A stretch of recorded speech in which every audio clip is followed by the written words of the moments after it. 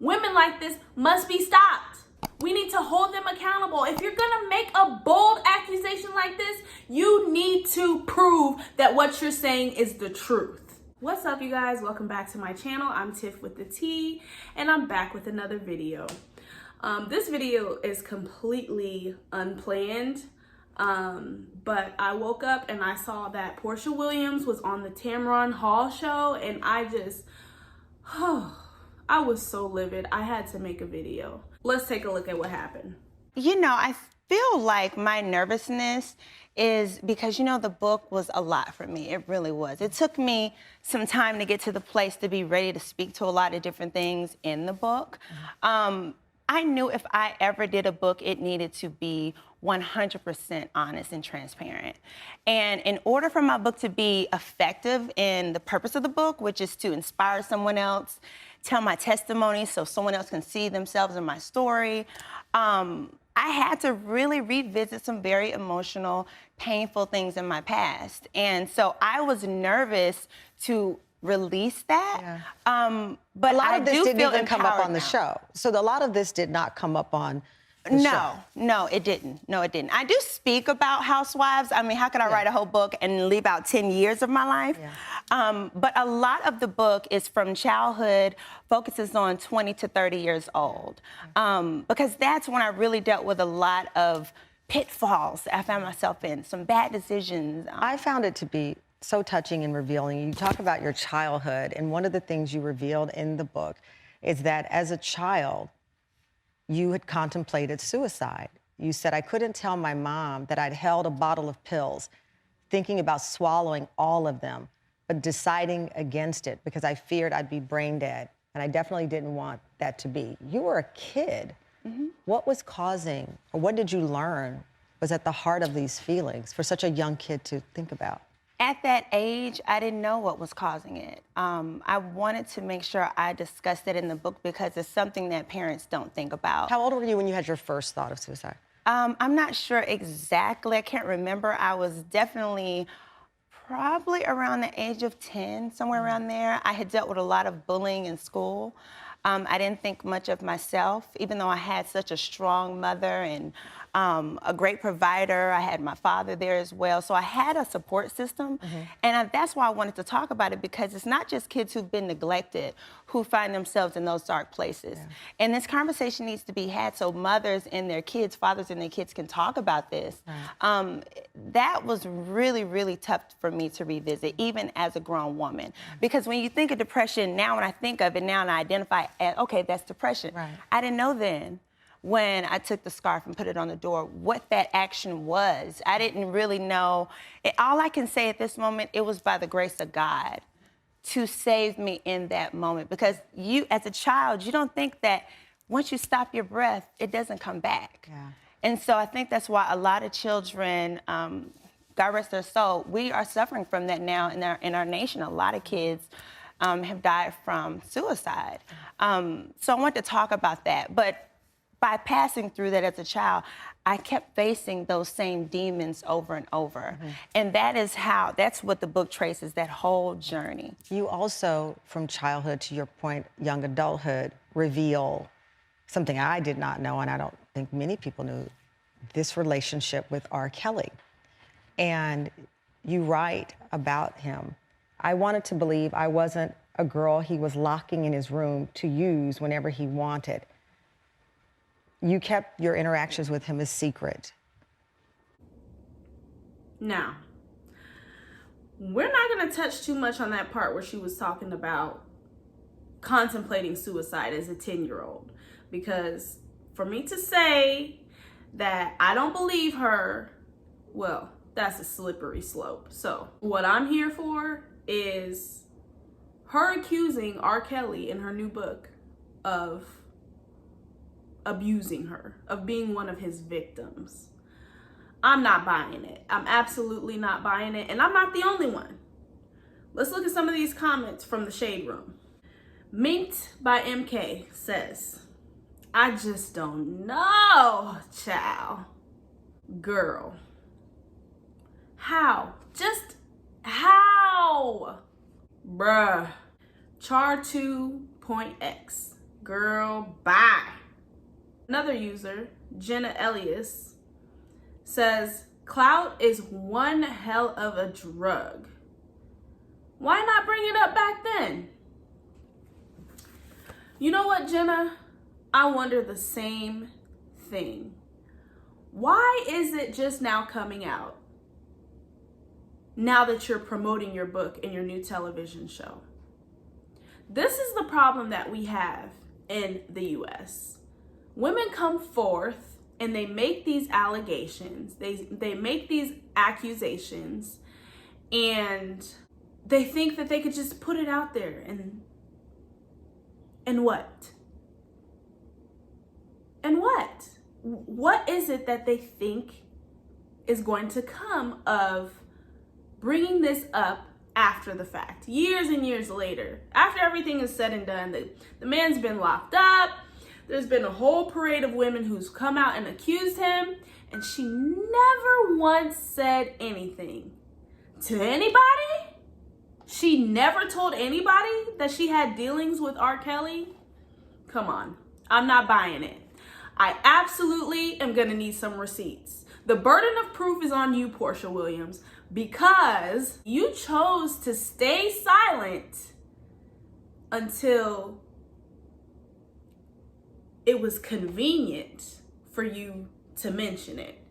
And in your mentioning it, how much detail are you really giving us? Who can corroborate your story? Are there any witnesses? Are there any police reports? I need times, dates. We need to hold women like this accountable. Because if we don't, the entire infrastructure of this country will fall. I don't believe Porsha Williams, and I am boldly standing up to say she needs to prove that she is a victim of R. Kelly. Porsha Williams is a person with a track history of doing anything for clout. She has been riding on the clout of her grandfather, Hosea Williams, in order to get on the Real Housewives of Atlanta. She was riding on the clout of her husband playing for the Atlanta Falcons. She was riding on the clout of Dennis and his hot dog stand. Riding on the clout of Simon Guobadia as she left the Real Housewives of Atlanta. And now this. This woman has no soul. She is a pathological liar and she must be stopped. We interrupt our program to bring you this important message. I know that I'm really ticked off right now, but if you like this content, go ahead, hit the subscribe button down below. I'm almost to 1,000 subscribers. I need your help. Make sure that you also give me a thumbs up because it helps the algorithm. Women like this must be stopped. We need to hold them accountable. If you're gonna make a bold accusation like this, you need to prove that what you're saying is the truth. Just because this man has been accused, found guilty, and convicted of doing the same crime to other women doesn't mean you can now chime in and just flippantly say that he did it to you as well in order to promote yourself. You are a disgusting individual. Disgusting.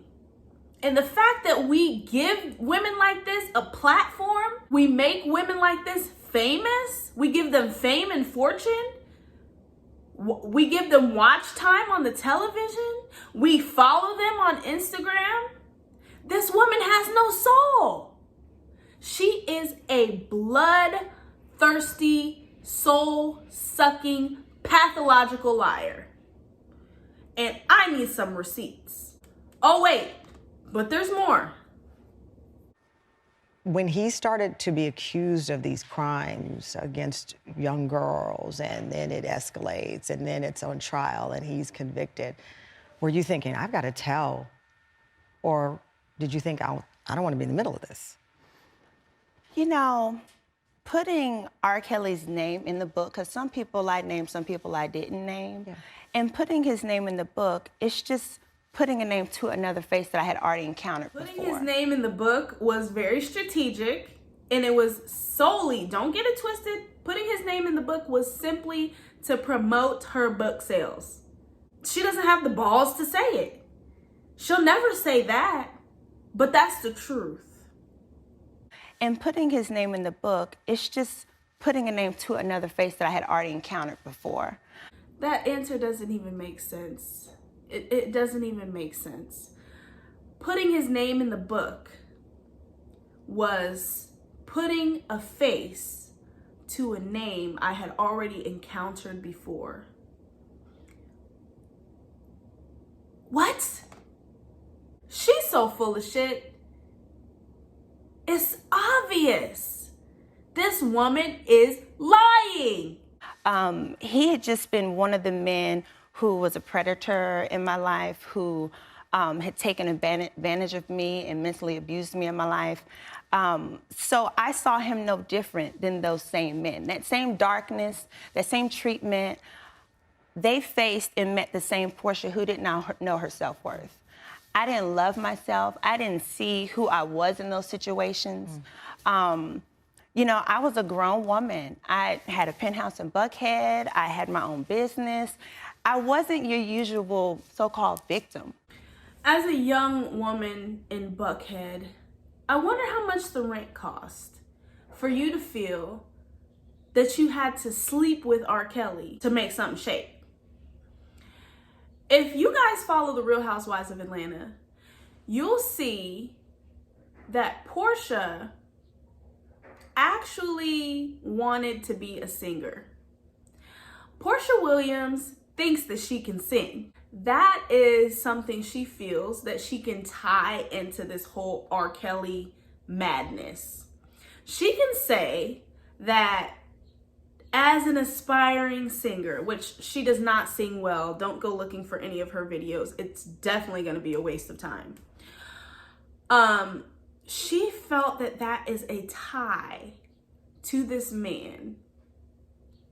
She saw that as her in order to sell this bullshit of a story. You are a young woman living in Buckhead, which, if you guys don't know, Buckhead in Atlanta is one of the most expensive areas to live in. For her to say that at that time during her life, she didn't look like the usual victim that R. Kelly would have is interesting to me. I want to back up a little bit. There is a verified lie at the very beginning of this video. She says that when she was contemplating suicide, looking back on it, she feels that because she had a strong support system in her mother and her father, she shouldn't have been feeling that way. However, if you follow the Real Housewives of Atlanta, there's an episode where she's speaking with her sister Lauren, who was raised by their father. She's speaking with her half-sister Lauren and telling her how she feels emotional because her dad was never in her life. Her dad wasn't in her life. While he was very involved with his daughter Lauren, he wasn't in Porsha's life. So which one is it? Was he in your life or wasn't he? This goes to show you this woman will lie. She lies for a living. She is a pathological liar. And this is just another case study. But because as a young woman, I did not value who I was, I only wanted to be what someone else thought I needed to be. You wrote in so this that's how I book- found myself in those situations. You wrote, which I think it's interesting how you say you found yourself in these situations. I felt when I was reading it, is she blaming herself for some of this? And you wrote, I'm of R. Kelly at the time. I'm in his bedroom. I've already been in his house for hours. It's 3 or 4 in the morning. I've already put myself in this position. This is what you're supposed to do. You have to do it. There's no turning back. That's what you wrote about your first one of the sexual encounters. And I thought, why is she saying this? I put myself in this position. Which position was it, Porsha? The pretzel or the downward dog? When I wrote those moments in the book and being that detailed, I had to go back to that mind frame. And a lot of victims do blame themselves. Yeah. They honestly do. We think the public could tell you, anybody could tell you there's every reason why you should not be there. So that causes you to blame yourself. Yeah. So I did a lot of victim blaming, a lot of shaming of myself. And that's what silenced me for a very long time to speak out on any of the sexual abuse that I encountered in my life. And I often thought about, oh my gosh, especially when I got on Housewives, it was like, I have this platform, you know, people are starting to know me. Let me start using my voice. But I just felt so small still. I wasn't ready. I hadn't healed and gotten to the place to be able to speak up like those women did on the R. Kelly special, you know. Us as victims, we have to get to a place and deal with what we went through and what our mind frame was at the time to be able to speak out and help somebody else. It is very powerful. I do have to note that we reached out to R. Kelly's representatives for comment, and we did not hear back. Here we go. If do anything for clout was a person, it would be this woman. Here we go. I woke up this morning, social media, tabloids, all reacting to the episode that just aired of your show. Yes. Your fiance, Simon. When is the Hi, wedding? boo. When is the wedding? Right now, we haven't set our date. We are dating right now. He's still courting me, you know, in the Wait, South. how are you engaged and dating? You don't date your husband? No, I married him. You should be dating. You should be keeping the excitement going. You court somebody before you get engaged. So which one is it? Either you're still courting or you're engaged to be married.